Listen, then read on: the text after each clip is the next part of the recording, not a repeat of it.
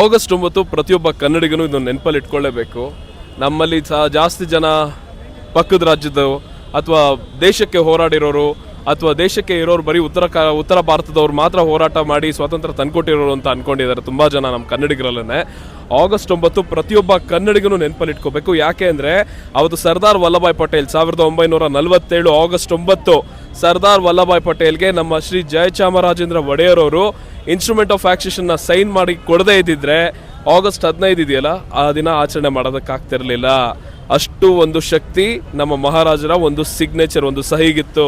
ಹಾಗಾಗಿ ಈ ಒಂದು ಆಗಸ್ಟ್ 9 ನಮ್ಮ ಮಹಾರಾಜರು ಒಂದೇ ₹1 ತಗೊಂಡು ತಮ್ಮ ಇಡೀ ಸಾಮ್ರಾಜ್ಯವನ್ನ ಈ ದೇಶದ ಒಕ್ಕೂಟಕ್ಕೆ ತ್ಯಾಗ ಮಾಡಿದ್ರು. ಅದನ್ನ ಪ್ರತಿಯೊಬ್ಬ ಕನ್ನಡಿಗನು ನೆನಪಲ್ಲಿ ಇಟ್ಕೋಬೇಕು. ಆ ಒಂದು ತ್ಯಾಗದ ಮತ್ತು ಹೆಮ್ಮೆಯ ಒಂದು ನಮ್ಮ ಕನ್ನಡಿಗರ ಇತಿಹಾಸವನ್ನ ನಮ್ಮ ಜಯಚಾಮರಾಜೇಂದ್ರ ಒಡೆಯರ್ ಅವರ ಒಂದು ತ್ಯಾಗದ ನೆನಪಿಗಾಗಿ ಈ ಆಗಸ್ಟ್ 9ಕ್ಕೆ ನಾವೆಲ್ಲರೂ ಮನೆಗಳ ಮೇಲೆ ಕನ್ನಡ ಬಾವುಟ ಅಂತ ಆಚರಣೆ ಮಾಡ್ತಿದ್ದೀವಿ. ನಾವು ನಮ್ಮ ಕನ್ನಡ ಮೊದಲು ತಂಡದಿಂದ ಶುರುವಾಗಿದ್ದು ಒಂದು ಕಾರ್ಯಕ್ರಮ ಇದು. ಅಲ್ಲಿಂದ ಈಗ ಸಾಕಷ್ಟು ಸಂಘಟನೆಗಳು ಈ ವಿಚಾರನ ತಗೊಂಡಿದ್ದಾರೆ. ಸಾಕಷ್ಟು ಕನ್ನಡಿಗರು ಇವತ್ತು ನೋಡ್ತಾ ಇದ್ದಾರೆ, ಸಾಕಷ್ಟು ಜನ ಇಲ್ಲಿ ಸೇರಿದ್ದಾರೆ.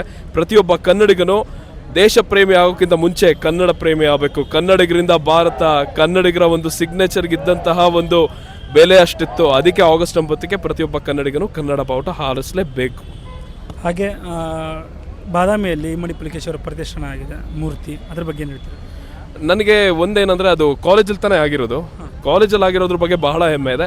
ಆದರೆ ಆ ಒಂದು ಸಿಟಿ ಏನಿದೆ ಬಾದಾಮಿ ಸಿಟಿ ಅಲ್ಲಾಗಬೇಕು. ಮುಖ್ಯವಾಗಿ ಶಾಲೆ ಒಂದು ಕಾಲೇಜಲ್ಲಿ ಆಗಿದೆ. ಕಾಲೇಜಲ್ಲಿ ಎಲ್ಲರೂ ಹೋಗೋಕ್ಕಾಗಲ್ಲ, ಅಲ್ಲಿರೋ ವಿದ್ಯಾರ್ಥಿಗಳು ಮಾತ್ರ ಓದೋಕ್ಕೆ ಸಾಧ್ಯ. ನಾವೆಲ್ಲ ಸಾರ್ವಜನಿಕರು ಸುಮ್ಮನೆ ಕಾಲೇಜ್ ಒಳಗಡೆ ಹೋಗೋಕ್ಕಾಗಲ್ಲ. ಸಾರ್ವಜನಿಕರೆಲ್ಲ ಎಲ್ಲ ಕನ್ನಡಿಗರಿಗೂ ಕಣ್ತುಂಬೋ ಹಾಗೆ ಪ್ರತಿದಿನ ಕಾಣೋ ಹಾಗೆ ಬಾದಾಮಿ ಸರ್ಕಲ್ನಲ್ಲಿ ಇಮ್ಮಡಿ ಪುಲಿಕೇಶಿ ಅವರ ಒಂದು ಪ್ರತಿಮೆ ಆಗಲೇಬೇಕಿದೆ. ಇವತ್ತು ಅಪಾರವಾದ ಕನ್ನಡಿಗರು ಸೇರಿದ್ದಾರೆ. ಹಾಗೆ ಕನ್ನಡಕ್ಕೆ ಹಲವಾರು ವರ್ಷದ ಇತಿಹಾಸ ಇದೆ, ಅದರ ಬಗ್ಗೆ ಏನು ಹೇಳ್ತೀವಿ? ಸಾಕಷ್ಟು ವರ್ಷಗಳ ಇತಿಹಾಸ ಇದೆ. ಮತ್ತು ಕನ್ನಡಿಗರು ವಿಶ್ವ ಲಿಪಿಗಳ ರಾಣಿ ಅಂತ ಇದೆ ಕನ್ನಡ ಭಾಷೆ. ಬರೆಯುವುದನ್ನೇ ಉಚ್ಚರಿಸುವ ಏಕೈಕ ಭಾಷೆ ಅಂದರೆ ಅದು ಕನ್ನಡ. ನಮ್ಮ ಭಾಷೆ ಯಾವುದರಿಂದನೂ ಹುಟ್ಟಿಲ್ಲ. ಕನ್ನಡಕ್ಕೆ ಯಾರು ಅಮ್ಮ, ಚಿಕ್ಕಮ್ಮ, ದೊಡ್ಡಮ್ಮ ಅಂತ ಏನೂ ಇಲ್ಲ. ಕನ್ನಡಕ್ಕೆ ಕನ್ನಡವೇ ಅಮ್ಮ, ಕನ್ನಡಕ್ಕೆ ಕನ್ನಡವೇ ಅಪ್ಪ.